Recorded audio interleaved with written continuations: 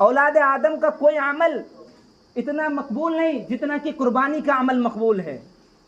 اللہ رب العالمین کو خون بہانا ان 10 دنوں میں قربانی کے نام پر جتنا محبوب ہے کوئی نیک عمل قبول نہیں.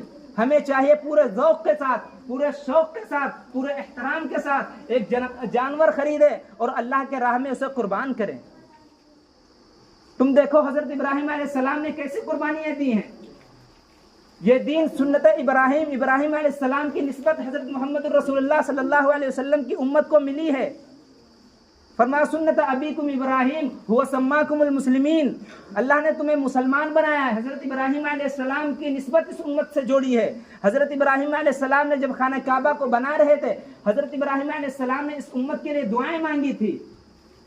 وہ تو عشق کے امتحان میں کامیاب ہو گئے، اور آج ہم اور آپ ہیں اللہ کے حکم کو چھوٹا سمجھ کر یہ اس میں شوق اور ذوق نہیں دکھاتے.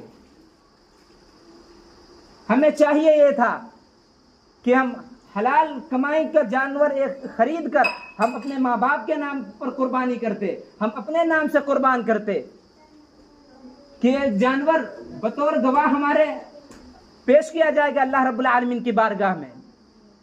تو میرے بھائیوں، یہ نیت کر لیں، یہ عزم کر لیں کہ اس سال اور یہ جب بقرعید کا وقت آئے گا ہم ضرور بالضرور قربانی کریں گے. ہم ضرور بالضرور اللہ کی رضا کی خاطر اب تک جتنے سستی ہوئی، کاہلی ہوئی، جو اگر ہم ادا نہیں کر سکے تو ہم ادا کریں گے. حضرات صحابہ کرام رضی اللہ عنہم اجمعین کی عادت یہ تھی کہ پورا سال اس کے انتظار میں گزارتے تھے کہ قربانی کا وقت آئے گا، ہم اللہ کے نام پر اللہ کے لیے قربانی کریں گے. اللہ نے کچھ مانگا ہے ہم سے. اللہ نے قرآن مجید کے اندر فرمایا لن ینال اللہ لحومها ولا دماؤها ولكن يناله التقوى منكم. یہ نہ سمجھنا کہ اللہ کے پاس ان قربانیوں کا گوشت پہنچتا ہے یا خون پہنچتا ہے. یہ کچھ نہیں پہنچتا اللہ کے پاس. نہ خون پہنچتا ہے، نہ گوشت پہنچتا ہے، بلکہ وہ تمہارے دل کے اندر جو تقوی ہے وہ پہنچتا ہے. اللہ رب العالمین کو کیا ضرورت ہے؟ وہ تو تمہیں بخشنا چاہتا ہے. وہ تو بہانے ڈھونڈتا ہے کہ ہم کچھ مانگے، یہ بندہ دینے کو تیار ہے یا نہیں تیار ہے.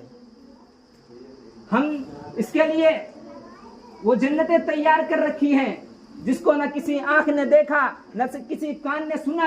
یہ سب اس بندے کے لیے ہیں. لیکن بندہ اللہ رب العالمین سے کتنا دور ہوتا جا رہا ہے.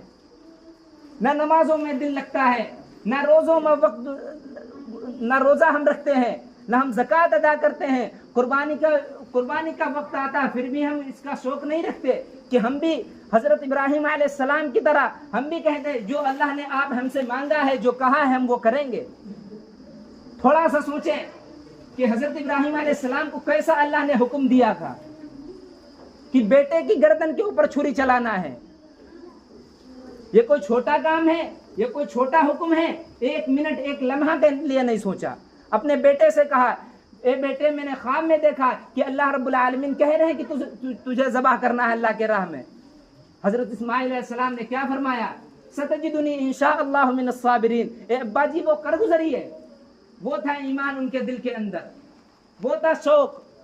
ایک اللہ کا فرمان سنا.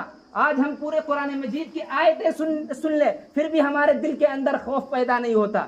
ہم رسول اکرم صلی اللہ علیہ وسلم کے سارے فرمان سن لے پھر بھی ہمارے اندر شوق نہیں پیدا ہوتا. کیا ہمارے دلوں کے اندر مہر لگ چکی ہے؟ جو اللہ نے فرمایا ختم اللہ علی قلوبہم، گناہوں کی نحوست سے جو اللہ رب العالمین دلوں کے اوپر مہر لگا دیتے ہیں. ختم اللہ علی قلوبہم وعلی سمعہم، کانوں پر مہر لگا دیتے ہیں. وعلی ابصارہم، دیکھنے پر مہر لگا دیتے ہیں کہ نہ یہ نیکیوں کو نیکیاں سمجھتا ہے، نہ برائیوں کو برائیاں سمجھتا ہے. ہم سوچئے کہ یہ کیفیت ہمارے دل کے اندر آ گئی. کہیں ایسا نہ ہو یہ کیفیت ہمارے دل کے اندر آ گئی ہو پھر ہم دنیا کے اندر بھی ناکام ہو جائیں، کل قیامت کے اندر بھی ناکام ہو جائیں. اس لیے ہمیں دیکھنا ہے، ہمیں اللہ کا ہر حکم ماننا ہے اور رسول اکرم صلی اللہ علیہ وسلم کے ہر ادا کو اپنے اندر لانے کی ضرورت ہے. رسول اکرم صلی اللہ علیہ وسلم کے فرمان کو اپنے اندر لانے کی ضرورت ہے، وہ چاہے جیسا عمل ہو. اللہ کے رسول صلی اللہ علیہ وسلم نے فرما دیا، بس ہمیں کرنا ہے. صحابہ کرام رضی اللہ عنہ اجمعین کی زندگیوں سے ثابت ہو گیا ہمیں کرنا ہے. اس لیے اللہ کے رسول صلی اللہ علیہ وسلم نے فرمایا تھا اصحابی کالنجوم، یہ صحابہ جو ہیں ستاروں کی مانند ہیں، جو تم اگر ایک کی بھی کسی کی اتباع کر لو گے تم کامیاب ہو جاؤ گے. ہمیں اتباع کرنے کا حکم جو ملا ہے وہ صحابہ کی زندگیوں سے ملا ہے، نہ کہ کسی اور کی زندگیوں سے. ہم صحابہ کی تاریخ پڑھیں، رسول اکرم صلی اللہ علیہ وسلم کی تاریخ کو پڑھیں، اللہ کے فرمان کو پڑھیں، یہ ہمارے لیے ہے. پھر اپنے اندر شوق لائیں. اسلام کی بنیادوں میں سے یہ بنیادی چیز تھی، آج ہم نے وہ بنیاد ہی اپنی زندگیوں سے نکال لی. آج کتنے مسلمان ہیں جو کہتے ہیں کتنا اس میں خرچہ ہوتا ہے، کتنے پیسہ بیجا برباد ہوتے ہیں، ایک دن میں کتنے جانور ذبح کر دیے جاتے ہیں. کچھ ہیں دانشور عقل مند کہتے ہیں یہ بیجا مال اسراف خرچ ہوتا ہے، یہ غریبوں کو دیا جا سکتا تھا، یہ غریبوں میں تقسیم کیا جا سکتا تھا. ان سے کوئی یہ نہیں کہتا کہ تمہارے بینکوں کے اندر جو پیسہ موجود ہے وہ بھی تو غریبوں کو دیا جا سکتا تھا، تمہارے پاس جو مال ہے وہ بھی تو غریبوں کو دیا جا سکتا تھا. آج ہم اللہ کے حکم پر اگر جانور اچھا سے اچھا ذبح کرتے ہیں تو تم یہ کہتے ہو مال زیادہ خرچ ہوتا ہے. مال دیتا کون ہے؟ اور مال یہی رہ جائے گا.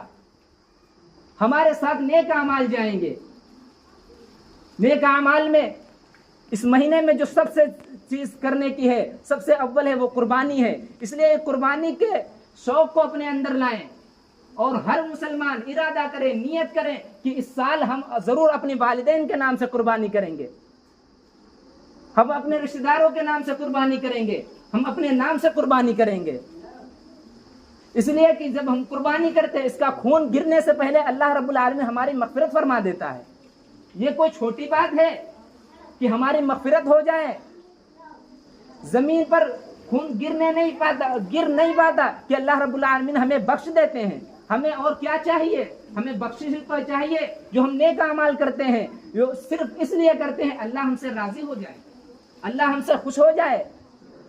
ہم جو جانور ذبح کریں گے اللہ رب العالمین کی رضا کی خاطر، اللہ رب العالمین ہم سے راضی ہوں گے، خوش ہوں گے، ہمیں نیک اعمال کی بھی توفیق دے گا. ہم وہ اعمال کریں گے جو رسول اکرم صلی اللہ علیہ وسلم کو پسند ہے، جو اللہ کو محبوب ہیں. اللہ رب العالمین نے قرآن مجید کے اندر بارہا فرمایا ہے، جگہ جگہ فرمایا ہے کہ اے لوگو اللہ کے رسول صلی اللہ علیہ وسلم کی اتباع کرو، اللہ کے احکام پر چلو، دین کی باتیں مانو، صحابہ کے طریقے کو اختیار کرو.